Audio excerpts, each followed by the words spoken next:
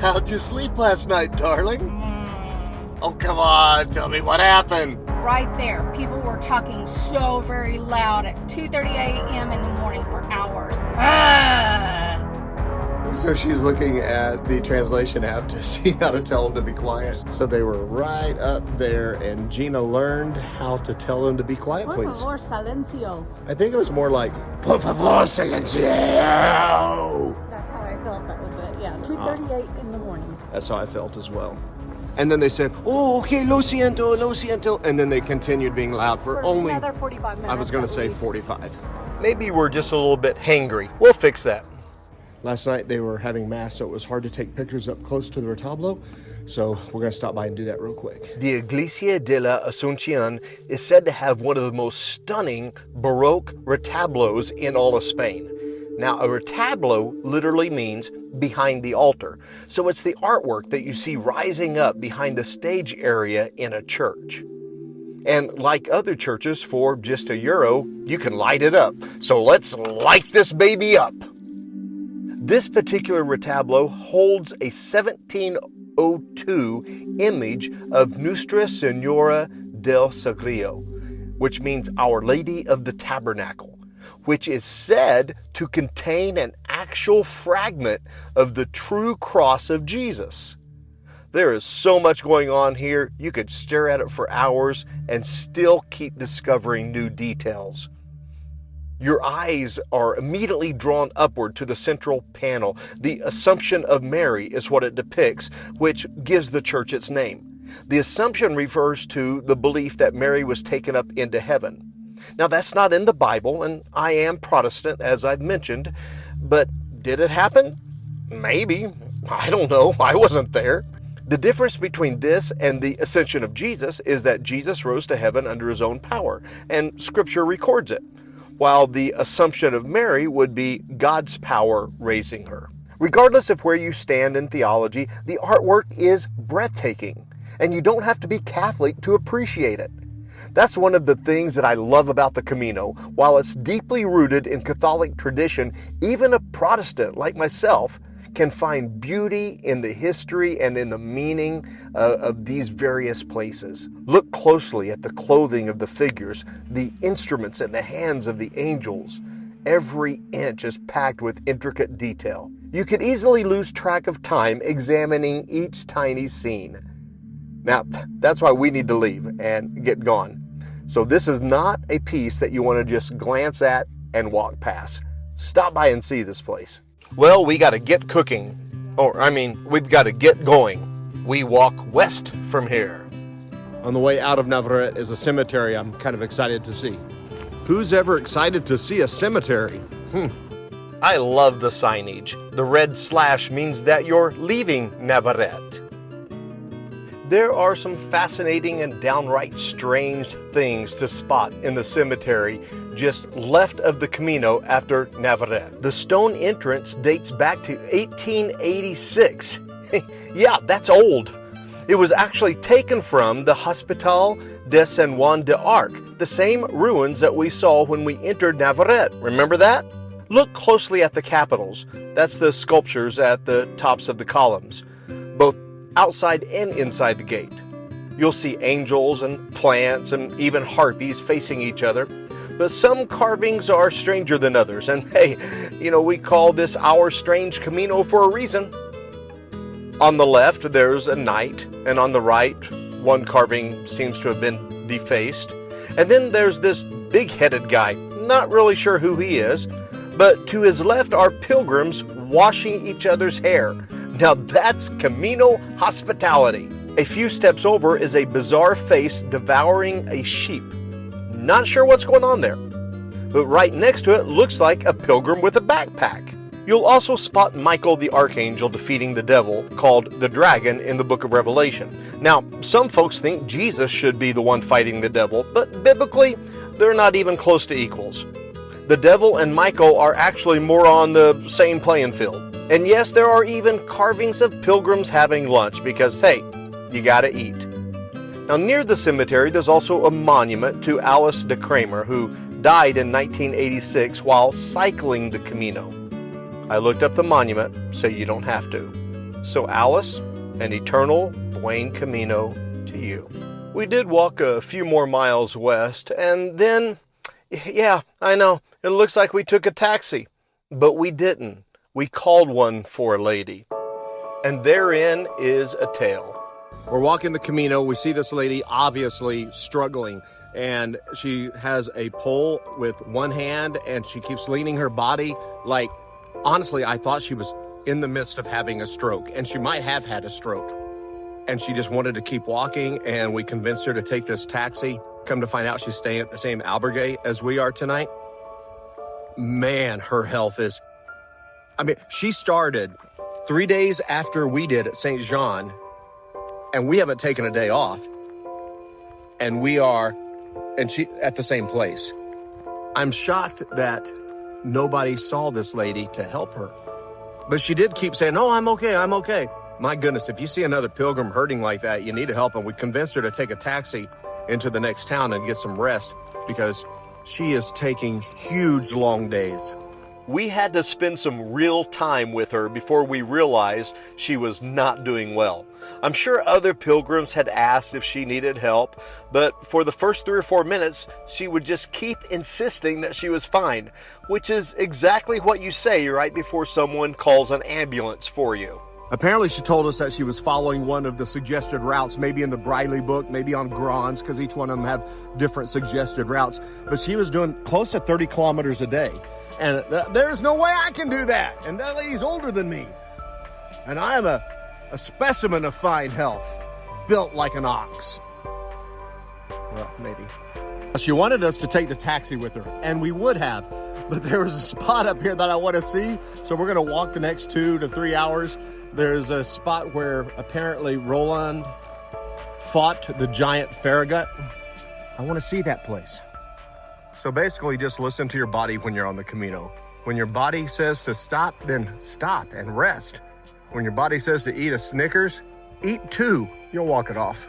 Or if an old man with white beard says, "You look like you just had a stroke," you might want to listen to him.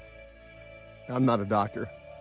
So she said, "Oh, I have a side that's paralyzed." And I'm like, "Is this since birth?" "Oh, it just started happening this morning." She kept saying, go ahead, I'm fine." I'm like, "No, you're not. We're going to call a taxi. It's okay." All right, Gina, I think it's time to take our hero capes off and find a place to twist an ankle. Oh, I think this will do it.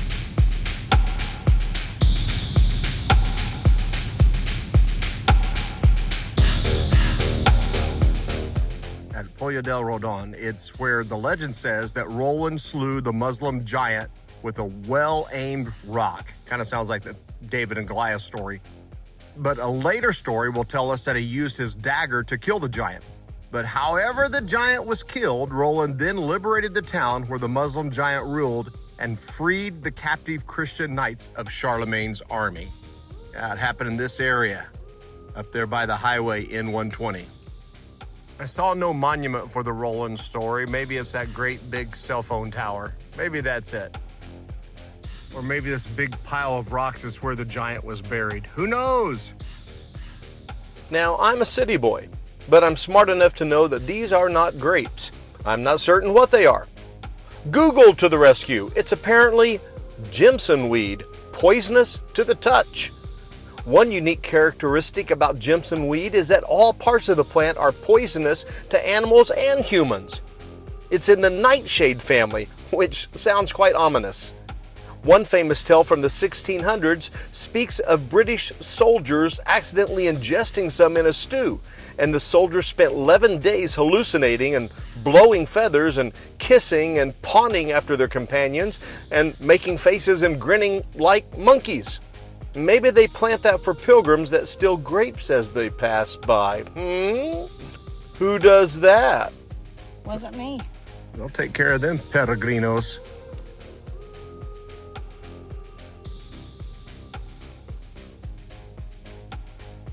Gina spotted a tribble. I know some of you will get that reference. Soon on your left you will see this small stone hut. Go on up there and explore. You've got time. It's interesting. And actually, this area is a monument from the story of Roland defeating the giant Farragut. There's a sign right by the stone hut that talks about the story. If you have time, read it. It's interesting. You know, YouTube's algorithm pushes videos to the top when people have discussions in the bottom. So my wife just changed out of leggings into shorts behind a bush, but it took us a while and I was tired. I had a good stride. I wanted to just walk on. So maybe let's talk about it in the comments. Should I have just left my wife and walked on?